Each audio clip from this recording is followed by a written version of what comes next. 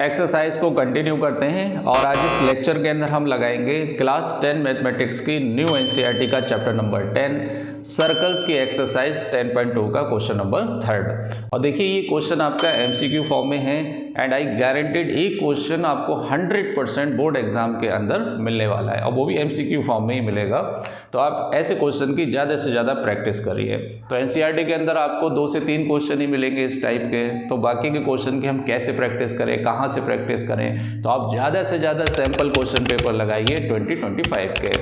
तो ये sample paper की अगर आपको प्रैक्टिस करनी है तो आई वुड रिकमेंड एडू का जो sample question paper for board exam 2025। अगर आपको ये परचेज करना है तो इसका लिंक मैंने डिस्क्रिप्शन में शेयर कर रखा है, आप वहाँ से डायरेक्टली ऑनलाइन परचेज कर सकते हैं। नॉट इवन फॉर मैथ्स, बाकी के सब्जेक्ट्स के भी आप ऑनलाइन परचेज कर सकते हैं।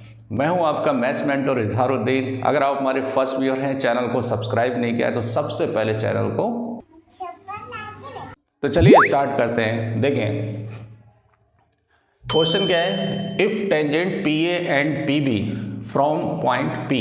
तो एक सर्कल बना लेते हैं, छिड़ी सर्कल है तो क्या होगा, सेंटर होगा। करण है तो पक्का कौन होगा, अर्जुन होगा। If tangent P A and P B from a point P, तो ये पॉइंट पी ले लेता हूँ। यहाँ से 2 टेंजेंट डाली गई है, P A and P B. अब देखिए इस क्वेश्चन से रिलेटेड मैं और भी कुछ क्वेश्चंस कराऊंगा इसी वीडियो लेक्चर के अंदर जो बोर्ड एग्जाम में पूछे जाते हैं और उसमें यूज़ किया जाएगा ट्रिग्नोमेट्री का, है ना। बहुत ही बढ़िया लेक्चर होने वाला है। आप इसको ऐसे मत सोचना है कि सर एमसीक्यू है, क्या देखना है इस वीडियो को, ऐसा नहीं है। इससे रिलेटेड भी मैं क्वेश्चंस कराऊंगा। देखिए कैसे, if a tangent P and PB from a point P to a circle with center O are inclined to each other 80 degree, ये एक दूसरे से कितने डिग्री पर इंक्लाइंड है, 80 डिग्री पर। देन एंगल POA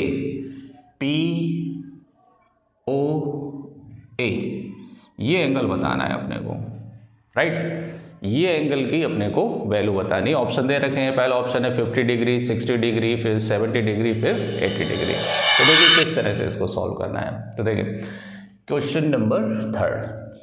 देखिए इस ट्राइंगल के अंदर POA के अंदर अगर मुझे ये एंगल पता चल जाए कितना है और ये एंगल मुझे मालूम है ये कितने डिग्री होता है, 90 डिग्री, क्योंकि टेंजेंट रेडियस के क्या होती हैं, परपेंडिकुलर होती है। तो आप ये एंगल बहुत आसानी से निकाल सकते हैं, x की वैल्यू। अब प्रॉब्लम ये है कि ये एंगल कैसे आएगा, राइट। तो हमने जो सेकंड थ्योरम पढ़ी है कि एक्सटर्नल पॉइंट से आप जो 2 टेंजेंट डालते हैं वो आपस में क्या होती हैं, इक्वल होती हैं। तो उसके अंदर आपको प्रूफ में ऑलरेडी बताया जा चुका है कि इस केस में सेंटर से एक्सटर्नल पॉइंट को मिलाने वाली लाइन जो होती है ये दोनों एंगल को क्या करती है, बाइसेक्ट करती है। एमसीक्यू के अंदर ये बात लिखने की जरूरत नहीं, आप डायरेक्टली इसको यूज़ कर सकते हैं थ्योरम को। तो इसका मतलब ये एंगल पूरा 80 डिग्री है तो ये एंगल कितना हो जाएगा, 40 डिग्री हो जाएगा। ये पूरा 80 डिग्री है, इसका आधा कितना हो जाएगा, 40 डिग्री। फिर से सुन लीजिए कि ये लाइन इस एंगल को कैसे बाइसेक्ट करती है। ये दोनों ट्राइंगल कॉन्ग्रुएंट हैं। कैसे कॉन्ग्रुएंट हैं, बाई थ्योरम एक्सटर्नल पॉइंट से सर्कल पर डाली गई दोनों टेंजेंट आपस में इक्वल होंगे, रेडियस ऑफ सेम सर्कल आपस में इक्वल होंगे और ये कॉमन साइड है। तो S S S S S S से क्या हो जाएंगे, ये कॉन्ग्रुएंट हो जाएंगे। कॉन्ग्रुएंट हो जाएंगे तो बाकी के एंगल्स भी आपस में इक्वल हो जाएंगे।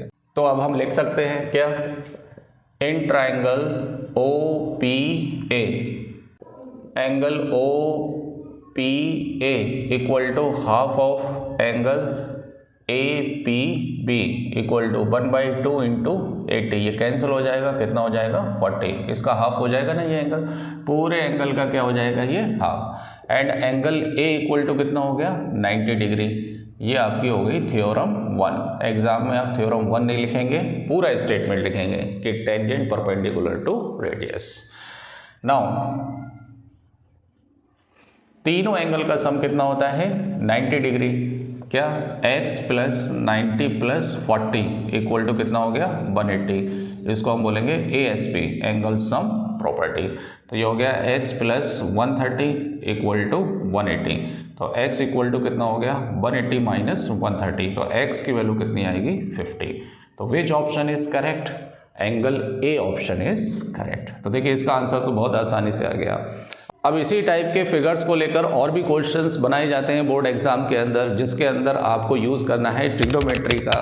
तो वेरी एक्साइटिंग कि बच्चे थोड़ा कंफ्यूज हो जाते हैं कि सर्कल के अंदर ट्रिग्नोमेट्री कैसे लगेगी। तो देखिए क्वेश्चन कुछ इस तरह से होगा कि फॉर एग्जांपल अगर मान लो ये आपको दे दिया जाए 60 डिग्री का एंगल है, कितना 60 डिग्री का, और आपसे पूछा जाए कि अगर रेडियस आपको 3 सेंटीमीटर दे रखी है तब आप लेंथ ऑफ टेंजेंट बताइए जो एक्सटर्नल पॉइंट से सर्कल पर ड्रॉ की गई है। तो मतलब अपने को पी ए की लेंथ बतानी है। अब देखिए ये हमें मालूम है ये कितनी डिग्री है, 90 डिग्री। तो अगर हम इसके अंदर पाइथागोरस लगाएं तो पाइथागोरस के लिए अपने को ये साइड डी मालूम है। अगर ये साइड मालूम होती और ये मालूम है तो आप आसानी से क्या निकाल सकते हैं, लेंथ ऑफ टेंजेंट निकाल सकते हैं, लेकिन ऐसा नहीं है। और एंगल सम प्रॉपर्टी से अगर आप देखेंगे तो ये एंगल की वैल्यू आप पता कर सकते हैं। कैसे, ये पूरा 60 डिग्री है तो 60 का हाफ कितना होगा, 30 डिग्री। लेकिन ये एंगल पता करके आप क्या कर लेंगे, कुछ भी नहीं होने वाला है, तो उससे साइड तो नहीं आने वाली है। तब फाइनली हमारे पास क्या बचेगी, ट्रिग्नोमेट्री। देखिए कैसे ट्रिग्नोमेट्री का यूज़ होगा। 30 के सामने परपेंडिकुलर हो गया, राइट, और 90 के सामने हाइपोटेन्यूस हो गया, और ये कौन हो गया, बेस हो गया। तो परपेंडिकुलर और बेस में क्या रिलेशन होता है, परपेंडिकुलर अपॉन बेस tan का रिलेशन होता है। तो इस ट्राइंगल के अंदर हम क्या यूज़ करेंगे, tan 30 का। तो tan 30 equal to perpendicular upon base. तो परपेंडिकुलर कितना है 3 और बेस कितना है PA। tan 30 की वैल्यू कितनी होती है 1/√3 इक्वल टू 3 अपॉन PA। तो यहाँ से PA की वैल्यू कितनी आ गई, क्रॉस मल्टीप्लाई करेंगे, क्रॉस मल्टीप्लाई करेंगे तो PA किसके बराबर हो जाएगा, 3√3 सेंटीमीटर। तो देखिए इस टाइप के आपको क्वेश्चन बोर्ड एग्जाम के अंदर मिलते हैं। तो बने रहें APT अड्डा के साथ। और भी क्वेश्चंस की प्रैक्टिस के लिए बेल आइकन को जरूर दबाएं। मिलते हैं नेक्स्ट वीडियो में। Thank you.